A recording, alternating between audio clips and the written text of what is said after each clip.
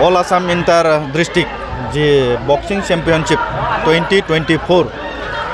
बियो उदालगुरियाव दा दिनैनिफ्राय जागायजेनबाय आरो जों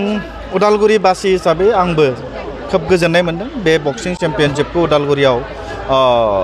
माने बेबायदि फाथिनो मोननानै आरो बिसेस भाबै आङो साबायखर जासिगोन जोंनि मानिजाथाव डिपुटि चिफ बिथांनि तत्वावधानाव बिथांनि जि दैदेननायाव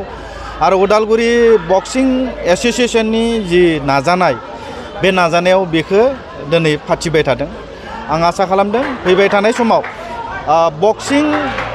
खेलानि गेजेरजों जोंनि ओनसोलाव बिटिआरआव मोनसे समाव जे अलिम्पिक गेलेनो हानाय खेला गेलेगिरि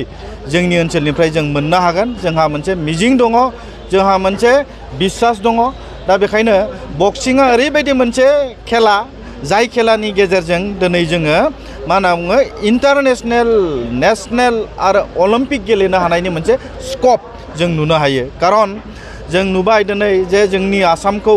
रिप्रेजेन्ट खालामनाय भारतबर्षखौ रिप्रेजेन्ट खालामनाय लाभलिना बरग'हाया 31 तारिखआव अलिम्पिक गेलेगासिनो दङ दा बेखायनो जोङो नोंथांमोननि चेनेलनि गेजेरजों आंबो दिनै बिथांखौ अल दा बेस्ट गुड लाक हरो खारन बिथाङा देरहानानै मेडेल लाबोनो हायो खारन लाबोनो हायोब्ला जों आसामनिनो बियो मोनसे गौरब आरो बेखौ लानानै जों मिजिं थियो आरो जोंनि गेजेराव दिनै दंफैयो जोंहा जमुना बर' आरो जोंहा अंकुसिता बर' बिथांमोना अंकुसितायाबो देग्लाय माने एसे पइन्टनि थाखायनो मा होनना बुङो क्वालिफाइड अलिम्पिक क्वालिफाइड मोननो हायासैनो आसा खालामदों फैबाय थानाय समाव बिथाङा अलिम्पिक गेलेनो हानायनि जि सक्ति बे सक्तिखौ मोननो हागोन आं बेखौ मिजिं थियो जोङो बिटिआर सरकार हिसाबै फैबाय थानाय समाव बेबायदि national level international level Berkshire गेलेनायनि जि मोनसे इभेन्ट बे इभेन्टखौ जोङो उनाव फाथिगोन जोंहा फैबाय थानाय समाव जोंनि बिटिआर ओनसोलखौ स्पर्ट्सनि मोनसे हाब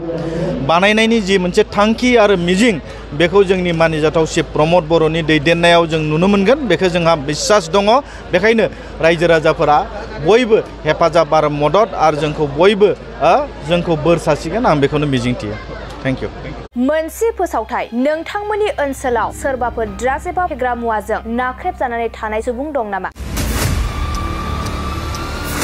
जुदि नोंथांमोननि ओनसोलाव सोरबाफोर ड्राग्स एबा फेग्रा मुवाजों नाख्रेबजानानै थानाय सुबुं दं अब्ला नोंथांमोननि थाखाय मोनसे मोजां खौरां ड्राग्स एबा फेग्रा मुवाजों नाख्रेबजानानै थानाय सुबुंफोरखौ फाहामथाय होनो थाखाय नोंथांमोननि गेजेराव लानानै फैदों मोनसे रिहाबिलिटेसन सेन्टार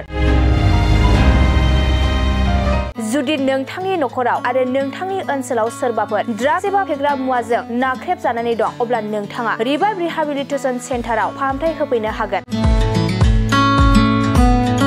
मंगलदै सेनं बामुनपारा दरंआव थानाय रिहाबिलिटेसन सेन्टाराव नोंथाङा ड्राग्स एबा फेग्रा मुवाजों गोदोसोनानै थानाय सुबुंफोरखौ फाहामथाय होफैनो हागोन नोंथाङा नोंथांनि ओनसोलनि फेग्रा मुवाजों गोदोनानै थानाय सुबुंफोरखौ बे रिहाबिलिटेसन सेन्टाराव फाहामथाय होनानै सासे राफोद आरो मोजां सुबुं खालामनो हागोन गोबां बाथ्रा मिथिबावनो थाखाय नोंथाङा 9859262926 60030927006 नैबे होनाय जानबुं नम्बराव खौरां लानो हागोन